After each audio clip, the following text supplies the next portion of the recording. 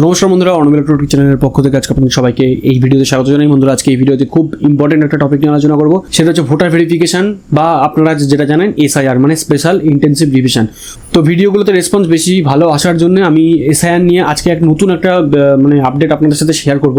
সেটা হচ্ছে যে এসআইআর অলরেডি পশ্চিমবঙ্গে হবে, এটা কিন্তু ডিক্লেয়ার হয়ে গেছে। তো সেটা হচ্ছে জাস্ট সময়ের অপেক্ষা। তো এসআইআর কবে হবে সেটা এখনো পর্যন্ত ডিক্লেয়ার করেনি। এইবার বিষয় হচ্ছে যে বিহারে যেমনভাবে এসআইআর হয়েছিল, পশ্চিমবঙ্গে অলমোস্ট সেভাবে কিন্তু এসআইআর হবে। এইবার বিষয়টা হচ্ছে যে এসআইআর যখন হবে তখন কিন্তু আপনাদের প্রত্যেককে, ইভেন আমাকেও ইনিউমারেশন ফর্ম ফিল আপ করতে হবে। এই টার্মিনোলজির সাথে আপনারা কিন্তু সবাই মোটামুটি কম বেশি পরিচিত।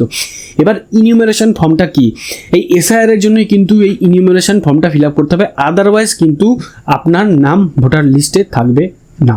ঠিক আছে, এইবার বিষয় হচ্ছে ইনিউমারেশন ফর্ম আপনারা কোথায় পাবেন, কিভাবে ফিল আপ করবেন। আমার কাছে একটা প্রি ফিল্ড ফর্ম আছে, এটা হচ্ছে জাস্ট একটা স্যাম্পেল, জাস্ট কিছু স্যাম্পেল লিখে আমি ফর্মটাকে তৈরি করে রেখেছি। তো ফর্মটা আমি স্টেপ বাই স্টেপ আপনাদের বুঝিয়ে দেবো, যেমনভাবে আগে আমি ফর্ম ফিল আপ করে আপনাদেরকে এই চ্যানেলে বোঝাতাম। তো 2 পেজের একটা ফর্ম আছে, এই ফর্মটার মধ্যে বেশ কিছু জিনিস মাইনিউটলি বোঝার ব্যাপার আছে, তো সেটাই আমি বলে দেবো। তো এই ফর্মটার মধ্যে প্রথমে আপনাকে যেটা বুঝতে হবে, এই ফর্মটা কিন্তু কিছুটা পার্ট আসবে হচ্ছে প্রি ফিল্ড, আর কিছুটা পার্ট কিন্তু আপনাকে নিজেকে ফিল আপ করতে হবে।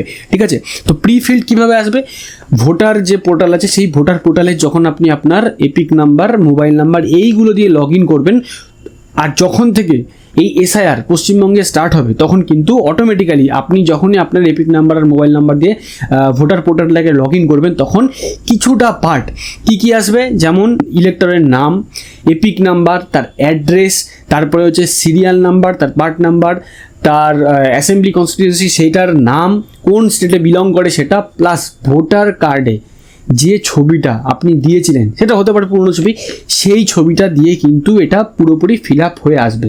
আর বাকি পার্টটা থাকবে সেটা ব্ল্যাঙ্ক, যেটা আপনাকে হাতে লিখে ফিল আপ করতে হবে। তো সেইটাই আজকে আমি এই ভিডিওতে পুরো ইন ডিটেল আপনাকে বোঝানোর চেষ্টা করবো যে আপনি ইনিউমারেশন ফর্মটাকে কীভাবে ফিল আপ করবেন।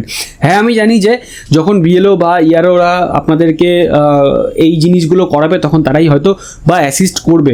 তো আগে থেকে আমি আপনাদের অ্যাডভান্স জিনিসগুলোকে জানিয়ে রাখতে চাই বা অ্যাডভান্স জিনিসগুলোকে দেখিয়ে রাখতে চাই, যাতে করে আপনার সেই টাইমে কোনো রকম কোনো কনফিউশন বা কোনো রকম কোনো ডাউট না থাকে। প্লাস এর সাথে আমি এটা আপনাদের বলে দেবো যে এই ইনিউমারেশন ফর্মের সাথে কি কি ডকুমেন্ট আপনাকে সাবমিট করতে হবে, যেটা ইলেকশন কমিশন এখানে মেনশন করে দিয়েছে। তো চলুন বন্ধুরা, বেশি কথা না বাড়িয়ে সরাসরি ভিডিওতে যাই আর আপনাদের দেখিয়ে দিই যে এই ফর্মটা কীভাবে ফিল আপ করতে হবে।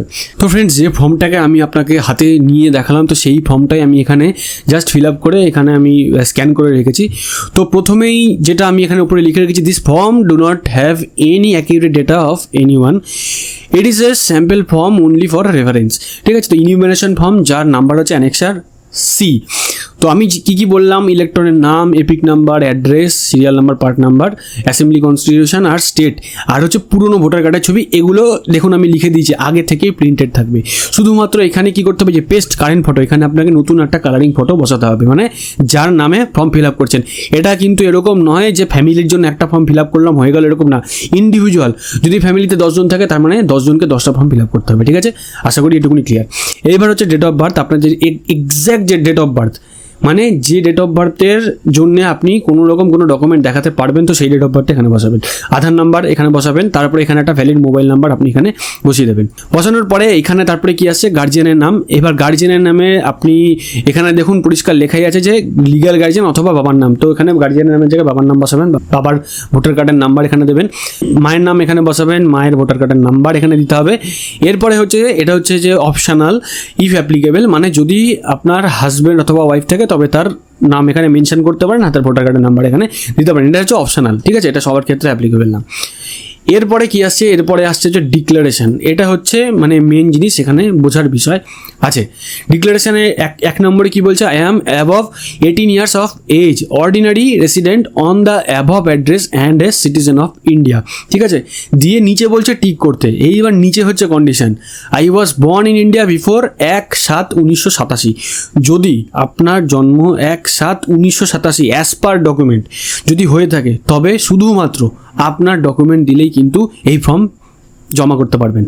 এটুকুনি আশা করি আপনাদের কাছে ক্লিয়ার। এইবার আসছি আমি সেকেন্ড পয়েন্টে কি, I was born in India between 1/7/1987 and 2/12/2004, তার মানে কি 1/7/1987 থেকে যদি 2/12/2004 মধ্যে আপনার জন্ম হয়ে থাকে, তাহলে কি করতে হবে, আপনার ডকুমেন্ট দিতে হবে, মানে আপনার যে কোনো একটা ডকুমেন্ট দিলেই কিন্তু হবে, প্লাস আপনার বাবার অথবা মার, আইদার বাবা না হলে মা, দুজনের মধ্যে যে কোনো একজনের কিন্তু বার্থ কোনো একটা প্রুফ আপনাকে দিতে হবে। এটা হচ্ছে যারা 1987 থেকে 2004 মধ্যে জন্মেছেন তাদের ক্ষেত্রে। এইবার আসছি, I was born in India after 2/12/2004, মানে 2004 পরে, মানে 2005 থেকে যাদের জন্ম, তো তাদের ক্ষেত্রে কি করতে হবে, তাদের ক্ষেত্রে এখানে কি লেখা আছে দেখুন, এইখানে ভালো করে জিনিসটা বুঝতে হবে। Provide any document for self, নিজের জন্য ডকুমেন্ট দিতে হবে, মানে নিজের ডেট অফ বার্থ প্রুফ দিতে হবে বা বার্থ প্রুফ দিতে হবে, প্লাস ফর ফাদার, বাবার দিতে হবে, প্লাস ফর মাদার, মানে বাবার মার প্লাস নিজের, ঠিক আছে, এটা দিতে হবে। এইবার আসছি 4 নম্বরে, if any parent is not Indian provide a copy of his or her valid passport and visa. যদি কারোর বাবা মা ইন্ডিয়ান না হয়ে থাকে, ঠিক আছে, তো সেই ক্ষেত্রে তাদের ভ্যালিড পাসপোর্ট অথবা ভিসা কিন্তু দেখাতে হবে, ঠিক আছে। I was born outside of India, যদি ইন্ডিয়ার বাইরে জন্ম হয়ে থাকে তাহলে বার্থ রেজিস্ট্রেশন যে সার্টিফিকেট সেটা দেখাতে হবে। I have acquired Indian citizenship by registration or naturalisation, ঠিক আছে, তাহলে সেই সার্টিফিকেট এখানে কিন্তু দেখাতে হবে, যেটা দিয়ে আপনি প্রমাণ করতে পারবেন যে আপনি ইন্ডিয়ান সিটিজেন। ক্লিয়ার? আর তারপরে এখানে বেশ কিছু কন্ডিশন আছে, সেগুলো আপনারা এখান থেকে পড়ে নিতে পারবেন স্ক্রিনশট করে বা ভিডিওটাকে পজ করে পড়তে পারেন। লাস্টে এখানে আছে ডেট, মানে কবে আপনি ফর্মটা ফিল আপ করছেন, কোন লোকেশন থেকে করছেন, আর হচ্ছে সিগনেচার। যদি আপনি সিগনেচার করতে না পারেন তাহলে বাঁ হাতের বুড়ো আঙুলের ছাপ এখানে আপনি দিতে পারেন। তো এইবার আসছে ইম্পর্টেন্ট, এখানে বিহার লেখা আছে, তার কারণ ইনিউমারেশন ফর্ম ওয়েস্ট বেঙ্গলের জন্য এখনও পর্যন্ত তারা পাবলিশ করেনি, সুতরাং এখানে বিহারেই লেখা থাকবে। জাস্ট আমি এটা স্যাম্পেলের জন্য ফিল আপ করে দেখাচ্ছি। এইবার এখানে যে এই ইনিউমারেশন ফর্মের সাথে আপনি কোন কোন ডকুমেন্ট এখানে দিতে পারেন, এনি আইডেন্টিটি কার্ড অথবা পেনশন পেমেন্ট অর্ডার, ঠিক আছে, যেটা গভর্নমেন্ট থেকে ইস্যু করা, এগুলো দিতে পারেন। Any identity card certificate document issued by Indian government, এটা দিতে পারেন।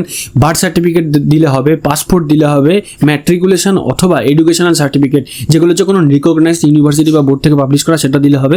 প্লাস পার্মানেন্ট রেসিডেন্সিয়াল সার্টিফিকেট যদি আপনার কাছে থেকে থাকে তাহলে সেটা দিতে পারেন।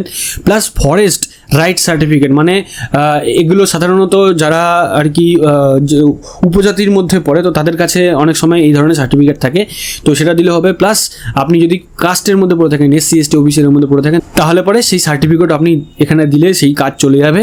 প্লাস যদি আপনার এগুলো না থাকে, যদি আপনার NRC-তে নাম থাকে তাহলে পরে সেটাও আপনি দেখাতে পারেন। Plus family register prepared by local অথবা স্টেট অথরিটিস, যদি এরকম ধরনের কোনো কিছু থাকে তাহলে সেটাও দিতে পারেন। Plus any land or house allotment certificate by government, যদি এই ধরনের কিছু সার্টিফিকেট আপনার কাছে থেকে থাকে তাহলে সেটাও দিতে পারেন। মোট টোটাল এখানে 11টা আইটেম বলেছে, প্লাস আমি এখানে একটা আইটেম এক্সট্রা অ্যাড করেছি, সেটা হচ্ছে 2002 সালের ভোটার লিস্টে আপনার নাম। এটা একদম সিম্পল, যারা 1990 বা 1995 96 এরকম সালে যারা মানে জন্মেছেন তাদের ইন জেনারেল 2002 সালে নাম উঠবে না, ঠিক আছে। তো সেই ক্ষেত্রে আপনাদের বাবা বা মায়ের নাম নিশ্চয়ই ভোটার লিস্টে 2002 সালে থাকবে, তো সেটার কপি আপনি কিন্তু অবশ্যই ক্যারি করবেন, ঠিক আছে। তো টোটাল এই 12টা ডকুমেন্ট এখানে তারা দিয়েছে। তো 12টা ডকুমেন্টের মধ্যে যে কোনো একটা বা দুটো ডকুমেন্ট যদি আপনি শো করাতে পারেন তাহলে পরে আপনি এই ইনিউমারেশন ফর্ম ফিল আপ করতে পারবেন। এবার এই ইনিউমারেশন ফর্ম আপনি অনলাইনেও ফিল আপ করতে পারেন, অফলাইনেও ফিল আপ করতে পারেন, কোনো রকম অসুবিধা নেই। প্লাস এই ফর্মটা যখন ফিল আপ করবেন তারপরে আপনি মানে ভোটার পোর্টাল থেকে গিয়ে কিন্তু স্ট্যাটাস চেক করতে পারবেন যে ইনিউমারেশন ফর্মের স্ট্যাটাস কি হলো। তো ইনিউমারেশন ফর্ম বা SIR যখন পুরোপুরি সবার কমপ্লিট হয়ে যাবে তখন কিন্তু আবার নতুন করে একটা ভোটার লিস্ট কিন্তু ECI মানে ইলেকশন কমিশন পাবলিশ করবে, যে কতজনের নাম বাদ গেল আর কতজনের নাম ফ্রেশলি তারা তুলে নিয়ে আসলো। তো বন্ধুরা, আশা করতে পারছি আপনারা পুরো বিষয়টা মোটামুটি বুঝতে পেরেছেন যে কীভাবে এই ইনিউমারেশন ফর্ম ফিল আপ করতে হবে বা ইনিউমারেশন ফর্মের কনসেপ্টটা কী জিনিস চাইছে ইনিউমারেশন ফর্ম ফিল আপ করার জন্য বা কী ডকুমেন্ট লাগবে। তো বন্ধুরা, ভিডিওটা আপনাদের কেমন লাগলো অবশ্যই কিন্তু কমেন্ট সেকশনে কমেন্ট করে জানাবেন। ভালো লাগলে লাইক করবেন, ভিডিওটা অনেক বেশি করে শেয়ার করুন। এরকম ভিডিও আপডেট পাওয়ার জন্য চ্যানেলটাকে যারা এখন সাবস্ক্রাইব করেন অবশ্যই চ্যানেলটাকে সাবস্ক্রাইব করবেন, আর অলরেডি যারা সাবস্ক্রাইব করেছেন তাদেরকে অসংখ্য ধন্যবাদ। তো বন্ধুরা, ভিডিওটার সাথে শেষ পর্যন্ত করার জন্য সবাইকে ধন্যবাদ জানাই। ভালো থাকবেন, সুস্থ থাকবেন, বাই।